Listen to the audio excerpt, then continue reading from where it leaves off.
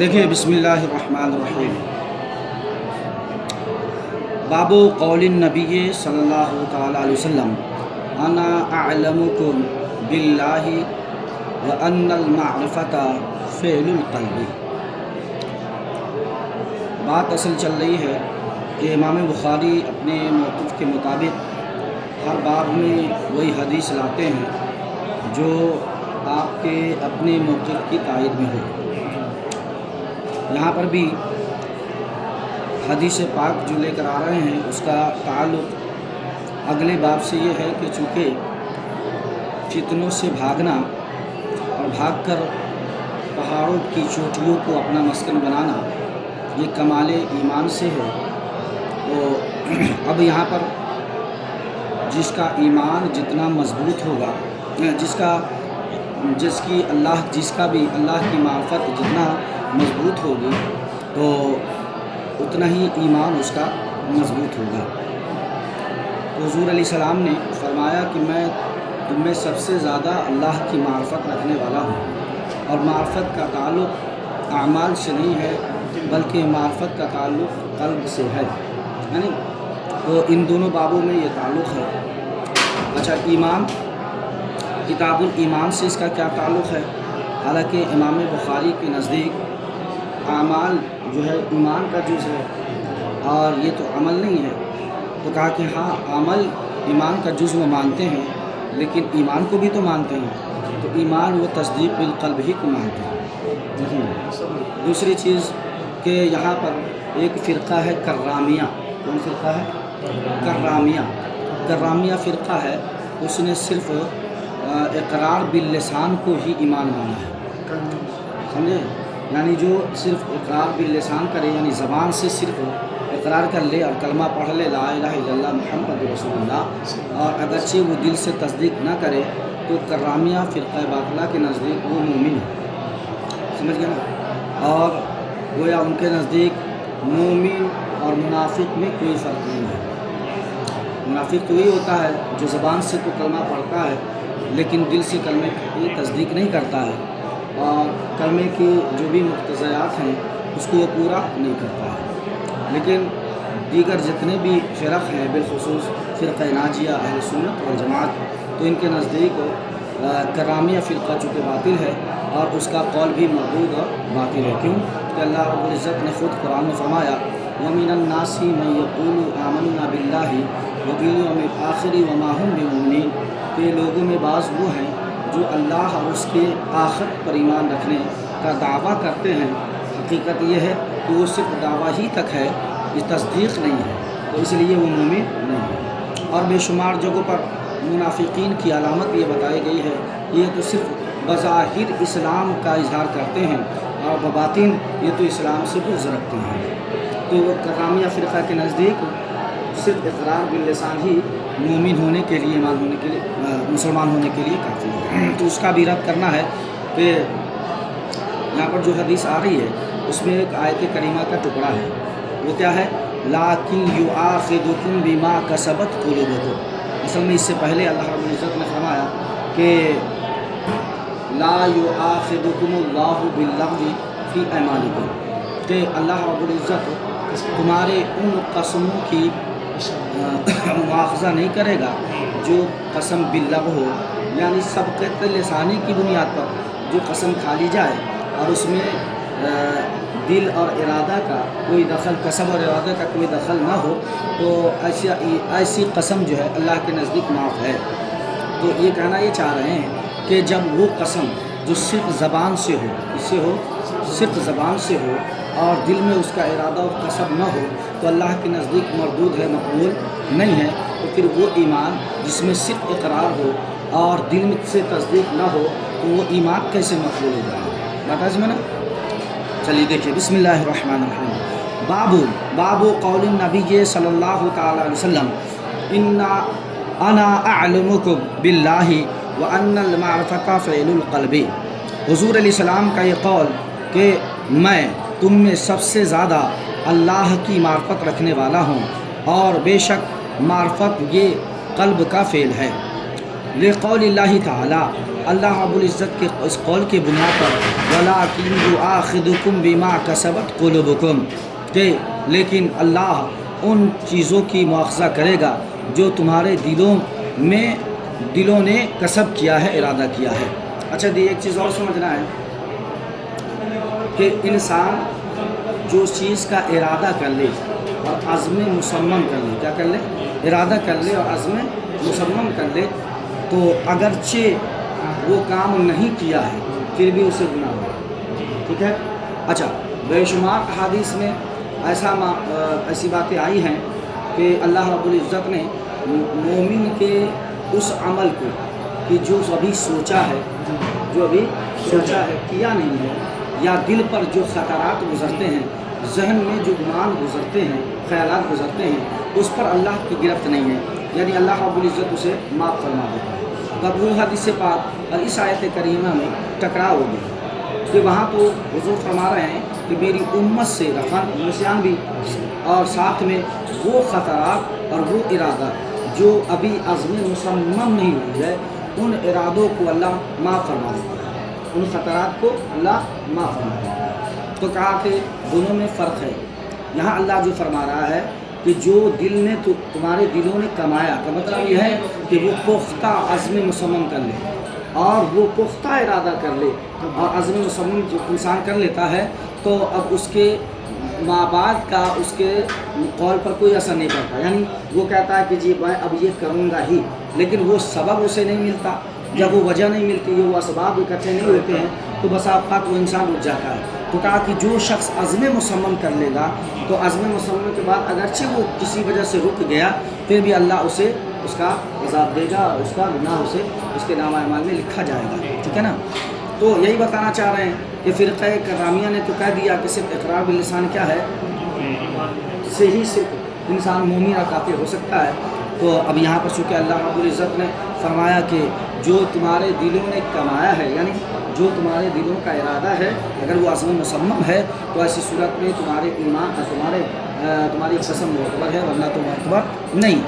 تو جب وہاں پر زبانی طور سے اگر کوئی صرف کہہ دیا سبقت لسانی کے بنیاد پر، کوئی ارادہ اور قصد نہیں تھا، تو وہاں کا ایمان یعنی وہاں کوئی قسم معتبر نہیں ہے اللہ کے نزدیک، تو پھر ایمان کیسے معتبر ہو سکتا ہے؟ دیکھیے حدثنا محمد بن سلام قال اخبرنا عبدۃ عن هشام عن ابیہ عن عائشہ قالت كان رسول اللہ صلی اللہ علیہ وسلم اذا امرهم من الاعمال بما يطيقونه امام بخاری فرماتے ہیں کہ ہم سے حدیث بیان کی حضرت محمد بن سلام نے، وہ فرماتے ہیں کہ ہم سے حدیث بیان کی حضرت عبدہ نے، وہ حضرت ہشام سے، وہ ان کے اپنے والد سے، وہ حضرت عائشہ صدیقہ رضی اللہ تعالیٰ عنہ سے، وہ فرماتی ہیں کانا رسول اللہ صلی اللہ علیہ وسلم کہ حضور علیہ السلام اذا امرہم کہ جب صحابہ کو حکم دیتے، حضور علیہ السلام جب صحابہ کو حکم دیتے تو امرہم من الاعمال بما یطیقونہ، تو انہیں ان اعمال کا حکم دیتے جس کے وہ لائق ہوتے، یعنی جس کو اٹھانے کی استطاعت ہوتی، طاقت ہوتی، تو اتنے ہی بھر آپ عمل کا حکم دیتے۔ قالوا انا لسنا کہیئتک یا رسول اللہ، تو صحابہ نے ایک بار فرمایا کہ حضور ہم آپ کی طرح نہیں ہیں، ہم آپ کی طرح نہیں ہیں یا رسول اللہ، ہم آپ کی طرح نہیں ہیں۔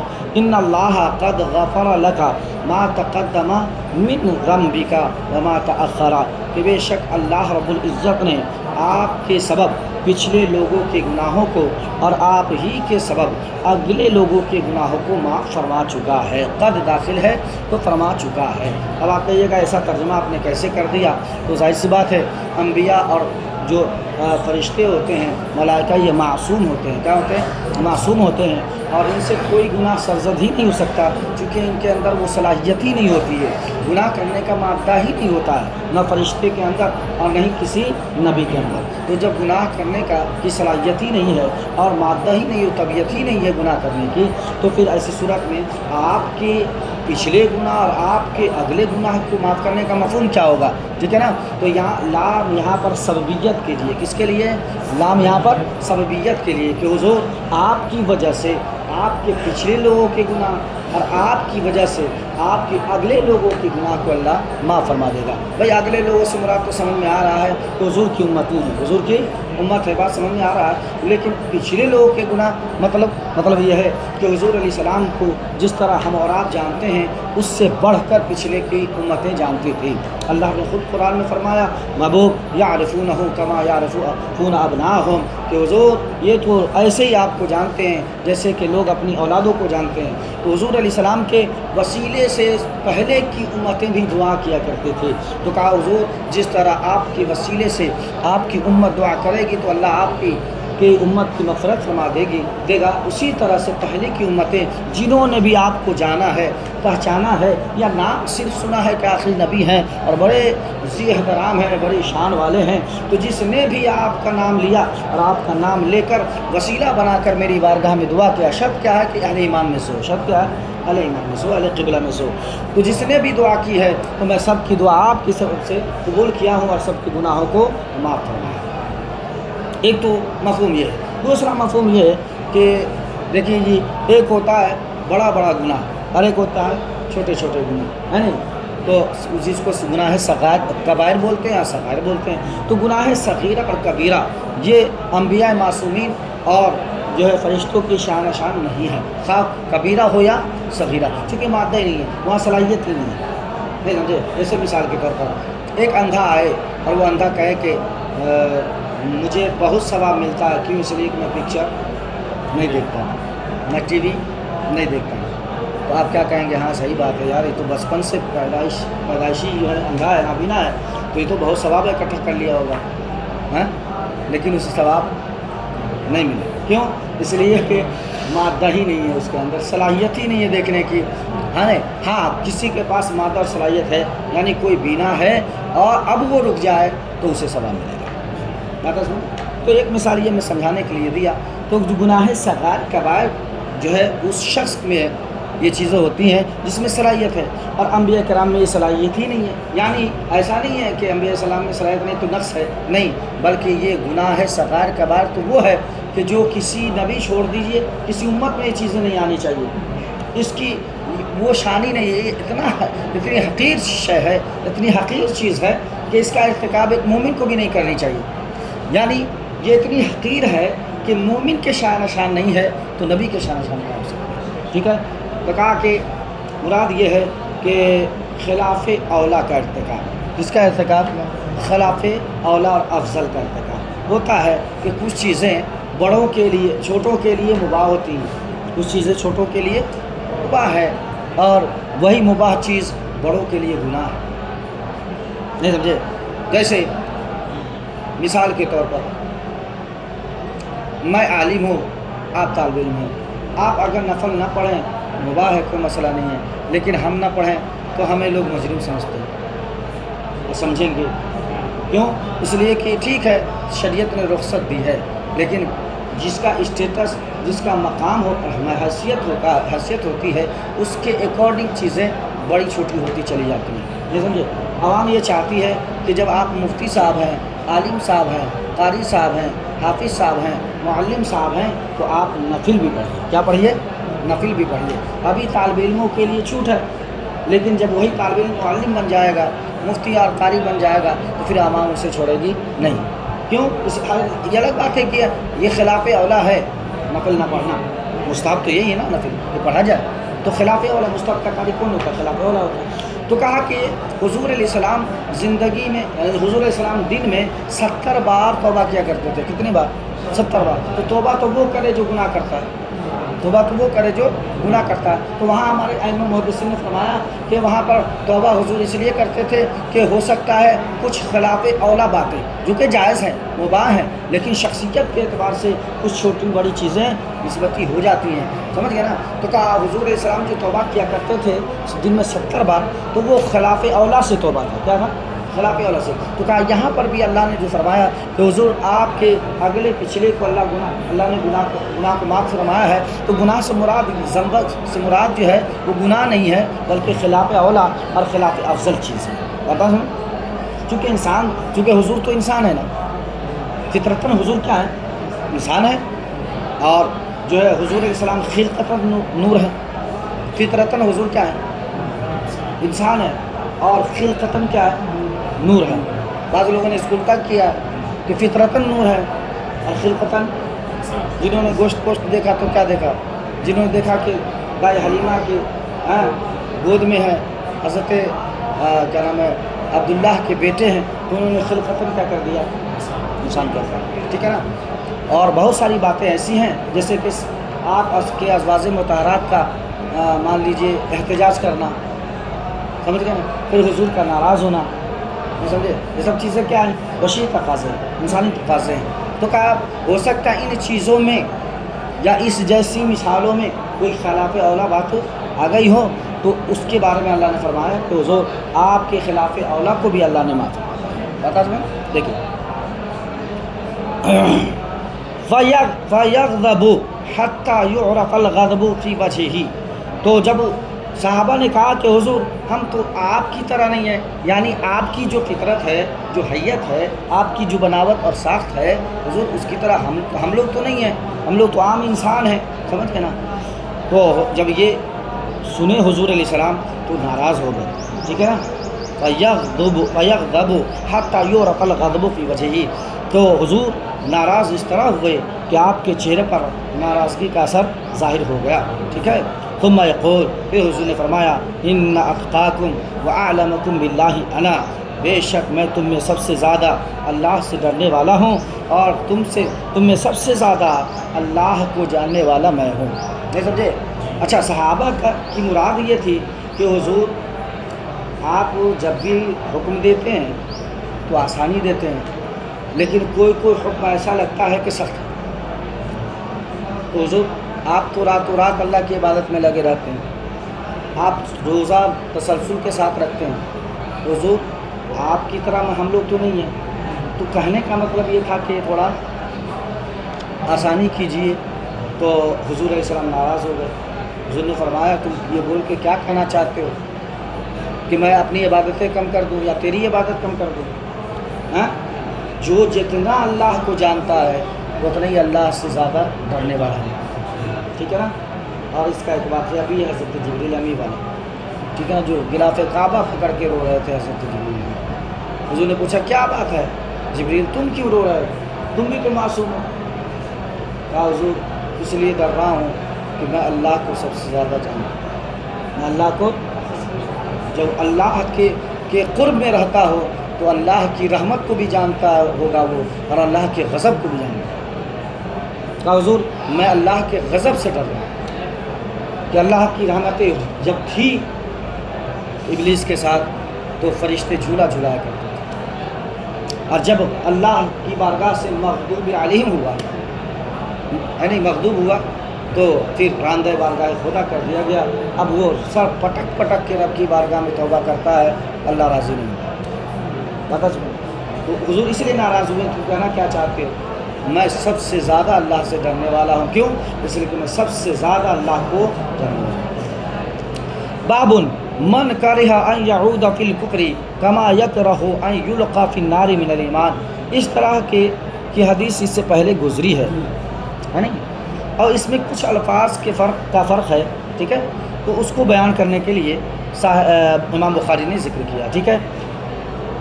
کہا یہ باب ہے اس شخص کے بارے میں جو کفر میں پلٹنے کو ایسے ہی ناپسند کرتا ہو جیسا کہ آگ میں پلٹنے کو ناپسند کرے، یہ ایمان کا حصہ ہے۔ یہ کیا ہے؟ جس کے اندر یہ خصلت ہو تو ایمان کے یا ایک کامل ایمان والا ہے، تو ظاہر سی بات ہے ہم لوگ اسے استکمال ایمان یا نفی ایمان پر محمول کرتے ہیں، ٹھیک ہے نا۔ حدثنا سلیمان بن حرب قال حدثنا شعبة عن قتادة عن انس عن النبي صلی اللہ علیہ وسلم قال ثلاث من كن فيه وجد حلاوة الایمان۔ ہم سیدھے ترجمہ کرتے ہیں کیونکہ اس سے پہلے اس پر گفتگو ہو گئی ہے۔ ثلاثن کے بعد جو ہے خصلت یا خصلت من خصال اسلام یا ایمان کا، جس کے اندر تین چیزیں ہوں، تین خصلتیں ہوں تو وہ ایمان کی حلاوت و مٹھاس کو پالے گا۔ پہلی چیز من کان اللہ و رسولہ احب الیہ مما سواہما، کہ اللہ اس کا رسول ان کے نزدیک تمام چیزوں سے زیادہ محبوب ہو۔ ومن احب عبدا لا یحبہ الا اللہ، اور جو بھی بندہ کسی سے محبت کرے تو نہ کرے مگر صرف اللہ ہی کے لیے. وَمَن يَكْرَهُ أَن يَعُودَ فِي الْكُفْرِ بعد اذ انقذہ اللہ کما یکرہ ان یلقى فی النار. چونکہ الفاظ کا فرق تھا اس سے پہلے میں یہ اتنے الفاظ نہیں تھے، یہ الفاظ زائد ہیں، اس لیے امام بخاری نے لا کر کے بتا دیا کہ یہ الفاظ یہاں کچھ اس حدیث میں زائد ہیں. اور وہ کفر میں پلٹنے کو اسی طرح ناپسند کرے جبکہ اللہ نے اسے نکال دیا ہے جیسا کہ وہ آگ میں پلٹنے کو ناپسند کرتا ہے. اب جو ہے جو باب اور جو حدیثیں آ رہی ہیں اس پر تھوڑی سی گفتگو سنیے. کام ہے باب و تفاضل اہل ایمان فی الاعمال کا یہ باب ہے کہ اعمال میں اہل ایمان کے درمیان تفاضل ہے. اب دیکھیے آئے نا امام بخاری، وہیں آئے جہاں امام اعظم کہتے ہیں ارے کہ بھائی ایمان میں جو کمی پیشی ہے، ایمان میں جو نقص ہے، یا کوئی کامل ایمان والا ہے، کوئی ناقص ایمان والا ہے، کوئی ادھورا مسلم ہے، نہیں سمجھے، تو یہ سب اعمال کے بنیاد پہ، اس کے بنیاد پہ. لیکن چونکہ امام بخاری نے عمل کو جز بنایا ہے ایمان کا، تو ان کے موقع پر کوئی اثر نہیں پڑے گا، ان کے موقع پر کوئی اثر نہیں پڑے گا. کیوں؟ اس لیے کہ وہ بھی مانتے ہیں کہ ایمان میں بھی کمی بیشی ہوتی ہے اور اعمال میں بھی کمی بیشی ہوتی ہے. لیکن ہم کہتے ہیں نفس ایمان میں کوئی کمی بیشی نہیں ہوتی ہے، ہاں اعمال کے بنیاد پر ایمان میں کمی بیشی ہوگی. ٹھیک ہے نا؟ تو ان کے موقع پر کوئی اثر نہیں پڑے گا. ٹھیک ہے، دیکھیے کہ حدثنا اسماعیل قال حدثني مالک عن عمرو بن یحیی المازنی عن ابیہ عن ابی سعید الخدری عن النبی صلی اللہ علیہ وسلم قال يدخل اہل الجنۃ جنتا واہل النار نارا ثم يقول اللہ تعالی اخرجوا من كان في قلبه مثقال حبۃ من خردل من ایمان. حضرت ابو سعید خدری رضی اللہ تعالی عنہ روایت کرتے ہیں حضور علیہ السلام سے. آپ نے فرمایا، حضور علیہ السلام نے فرمایا کہ جب جنتی جنت میں داخل ہو جائیں گے، جب جنتی جنت میں، اہل جنت مطلب جنتی جنت میں داخل ہو جائیں گے، وہ اہل النار نارا، اور اس کا عطف یدخل ہوتا ہے. ٹھیک ہے، یعنی یدخل اہل النار نارا، اور جب جہنم میں داخل ہو جائیں گے، ثم یقول اللہ تعالی، پھر اللہ تبارک و تعالی ارشاد فرمائے گا اخرجوا، اور اس میں جو واو ضمیر ہے اس کا مطلب فرشتے ہیں، ملائکہ. ٹھیک ہے نا؟ اخرجوا من کان فی قلبہ مثقال، مثقال بولتے ہیں برابر کو، مثقال بولتے ہیں برابر کو، اور حبہ بولتے ہیں دانہ کو. کس کو؟ دانہ کو. من خردل، یہ رائے کو بولتے ہیں، خردل بولتے ہیں رائے کو. ٹھیک ہے، تو اللہ فرمائے گا فرشتوں سے، اے فرشتوں اخرجو، نکالو اس شخص کو جس کے دل میں رائے کے دانے کے برابر ایمان ہے، رائے کے دانے کے برابر ایمان ہے. اچھا، یہاں پر باب باندھا انہوں نے کہا ہے فی الاعمال، اعمال کے اعتبار سے. اس کا مطلب یہ ہے کہ امام بخاری کہنا چاہ رہے ہیں کہ ایمان تو ہوگا اس کے پاس، لیکن وہ جو ایمان میں کمی بیشی ہے وہ اعمال میں کمی بیشی کی وجہ سے. یہ مت سمجھو کہ کوئی تھوڑا سا شرک کر کے گیا تھا، یا تھوڑا سا ایمان لے کے گیا، نہیں. اگر کوئی شرک تھوڑا سا بھی کر لیا ہے، ایک بار بھی کر لیا ہے، تو وہ کافر ہو گیا، تو وہ بہت بار نہیں ہے. وہاں سے جب نکالا جائے گا نا جہنم سے، ان لوگوں کو نکالا جائے گا جس کے ایمان میں کمی بیشی اعمال کی وجہ سے، نہیں سمجھے، یعنی اعمال میں کمی بیشی، بہت بڑا گناہ ہے، پوری زندگی گناہ ہی کیا ہو. ٹھیک ہے نا، رہا ہے لیکن وہ ایمان والا، سمجھ گئے نا. تو اب ایسے لوگوں کو اللہ فرمائے گا کہ جو ذرہ برابر بھی نیکی کیا ہو، کبھی زندگی میں ایک بھی نیکی کیا ہو تو اسے نکال لے.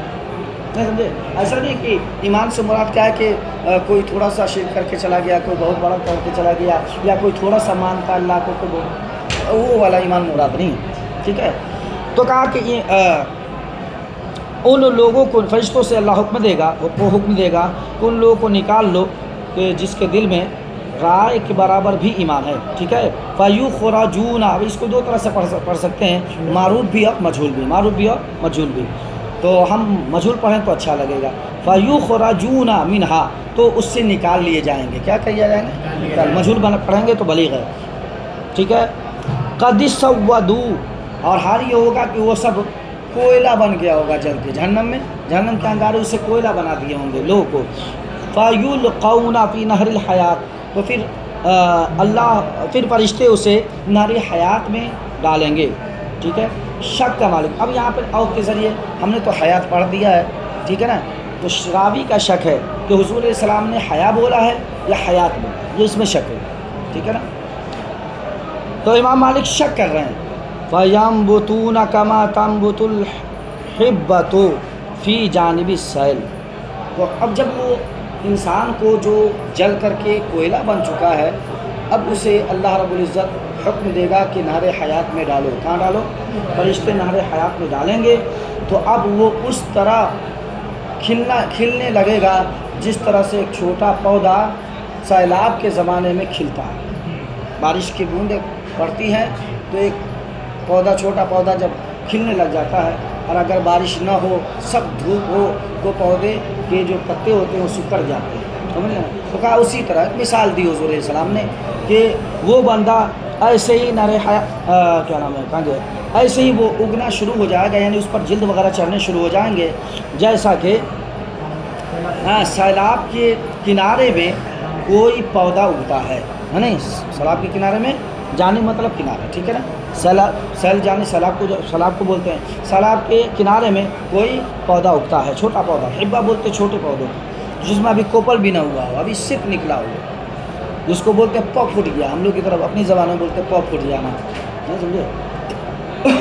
ابھی نکلا ہی ہے. کومل تو بڑھتا ہے تب وہ کھلتا ہے، تو کھلنے سے پہلے کومل ہوتا ہے، لیکن ابھی زمین سے ہی نکلا ہو.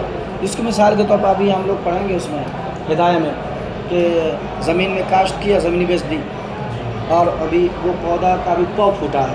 پو کا مطلب کہ جانور اپنے منہ سے بھی نہیں کھا سکتا، جانور اپنے منہ سے بھی نہیں کھا سکتا، اور کوئی انسان ہنسوا سے کاٹ بھی نہیں سکتا، اتنا چھوٹا ہے ابھی. سمجھ گئے؟ وہی ہے. تو گویا وہ اس طرح اگے گا، یعنی اس طرح اس کے جلد اور کھال چڑھیں گے جس طرح سے سیل کے اطراف پر، یعنی سیلاب کے کنارے پر کوئی چھوٹا پودا کا پو پھوٹتا ہے. الم تر انھا تخرج صفراء ملتویۃ. کہا کیا تم نہیں دیکھتے ہو کہ وہ پودا پیلا اور لپیٹا ہوا نکلتا ہے. نہیں سمجھے؟ کیوں؟ اس لیے کہ وہ پانی سے نکل رہا ہے تو لپٹا ہوا ہوتا ہے، اور ابھی دھوپ جب اس پہ پڑے گی تبھی جا کے وہ کھلے گا. اب پیلا کیوں ہے؟ پیلا اس وجہ سے کہ اس کی جو دھوپ کی روشنی اس کو پڑے گی تو وہ بھی غذا دیتی ہے اس کو، دھوپ بھی، ٹھیک ہے نا. تو اس کے بعد جو ہے وہ ہرا بھرا جوان ہو جائے گا. تو کہا اسی طرح جب اس گناہ گار کو نار حیات میں ڈالا جائے گا تو وہ گناہ گار ایسی سابقہ دنیا کی طرح ہوتا چلا جائے گا جس طرح سے ایک چھوٹا پودا دھوپ اور بارش کے پڑنے پر. اچھا، قال وہیب. اب اس میں تھوڑا سا فرق ہے. کہا کہ ایک دو لفظ ایسے ہیں کہ جو دوسری حدیثوں میں نہیں ہیں اور کچھ حدیثوں میں بڑھے ہوئے ہیں. قال وہیب، جو حضرت امام وہیب کی جو روایت ہے، سند ہے، اس میں الحیات ہے. کیا ہے؟